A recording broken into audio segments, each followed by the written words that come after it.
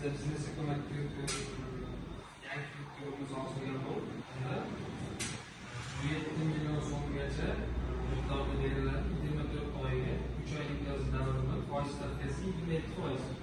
Faqat bunda rasmiy daromadga ega bo'lmagan, rasmiy ishga ega bo'lmagan fuqarolar o'zini-o'zidan qilib ma'lum yo'nalishlarda tanlagan holda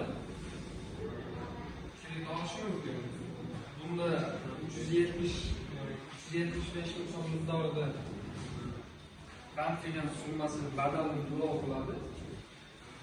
Hamda ish haqi rasmiy daromadga ega bo'lgan bir dona ish haqi yetadigan mas'ullar yana qo'shimcha undan mijozlardan so'raladigan nimasi